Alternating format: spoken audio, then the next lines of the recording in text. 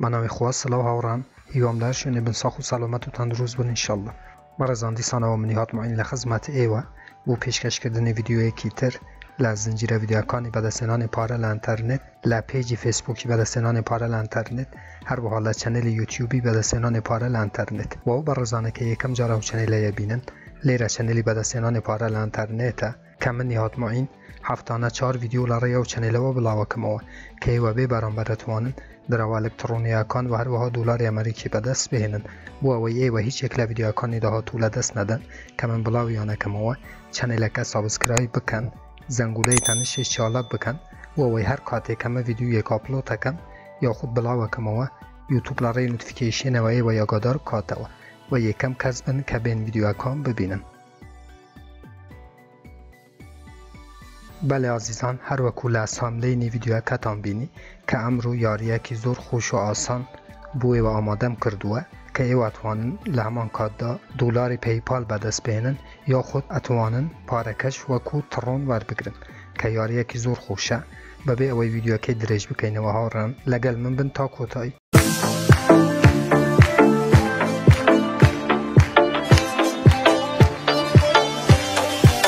بله عزیزان و اما بسته اجتناو اسواق موبایلکت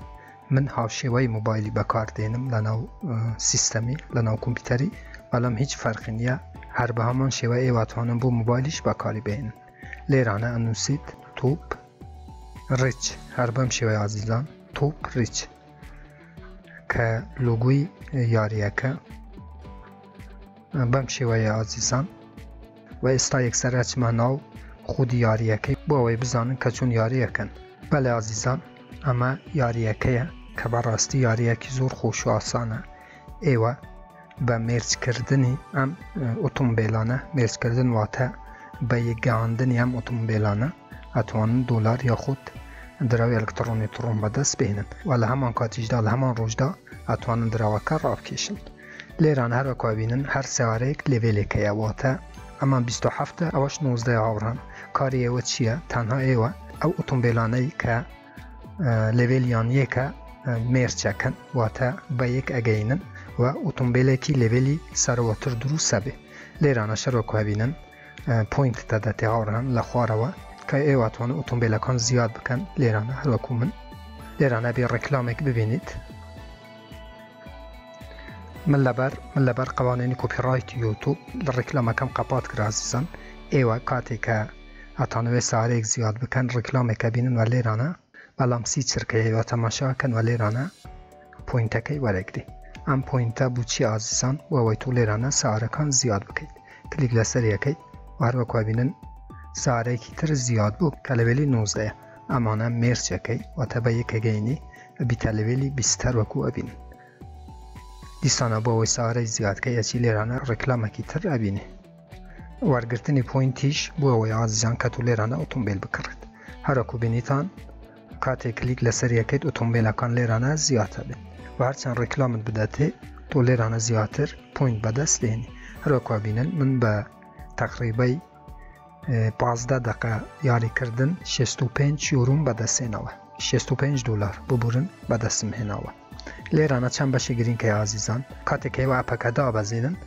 و توانم زور به آسانی به فیسبوکی خودتان که آیکونی فیسبوک لسر کلیک که اگر فیسبوکت لنا موبایلکت کربیت و یک سرچ تنها فیسبوکی تو ایوه تنها به فیسبوک توانن لیرانه نانوسیم بکن و هر وکوی بینن لیرانه شازیزان که دو اتومبیل لسوره کاتی که اگر نخالی کوتایی لیرانه پوینتم زیاده بی لسر و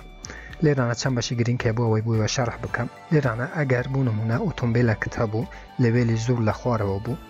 و نتوانی مرچیان بکی اتوانی بفروشید لیرانه اگری تو هر بم شوی عزیزان که استا من باو سعران فروشته و اتومبیله و اتوانی لیرانه اتومبیله کانی تر زیاد بکی دو همیش لیرانه هر اتومبیله کی لیویل سر و تتوی اتوانی لیرانه بکرد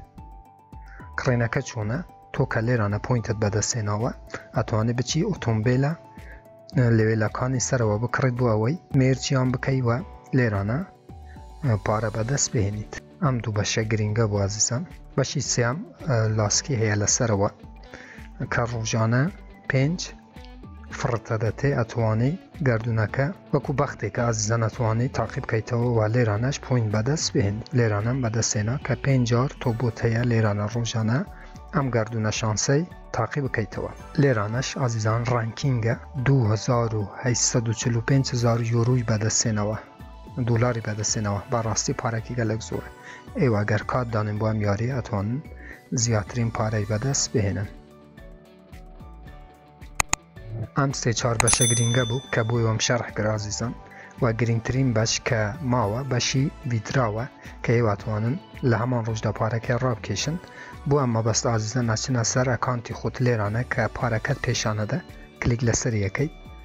هەروەکوە بینن کەمترین ئێواتوانن پارەکە ڕابکێشن تاقیب بکەنەوە بگەنە لەوێلی 10 بەڵام بە یەک شەر بگەنە لەوێلی 10 کە ئێوە بە 5 دقە 6 دقە گەمەکردن ئەگەنە لەوێلی 10 کاتوانن پارەکان ڕابکێشن بۆ نەگەر بتوێ ئەوەندەی ڕابکێشی کلیک لەسەر یەکەی ڤیدراو هەیە ڤیدراو ناو کاتواتوانی بە TRX USDT PayPal کە پێم وایە باشترین مێتۆد TRX-ە یاخود هەمان تڕۆنە PayPالیش هەیە ئازیزان ئێوە بە PayPالیش ئەتوانن دراوەکە ڕابکێشن هیچ کێشەی نییە هەروەها USDT کاتێک کلیک لەسەر TRX یەکەی لێرانە ئەدرسی TRX-ت ئەدەیتێ کە لە تراسوالێتی تڕۆن هەیە ئەدرسەکە کۆپیەکەی و لێرانە دانێ کە لە ماوەی 1 دقە کەمتر دراوەکە دێتە ناو تراسوالێتی ئێوە من ڤیدیۆیەکم دروست کردووە چۆنیەتی بەشارەکردن لە تراسوالێت کە لینکی ڤیدیۆەکەش لە ژیران ڤیدیۆی دانم و هەروەها PayPal ئەکانتی PayPal ئەوانەی کە ئەوانەوێ بە PayPالی ڕابکێشن من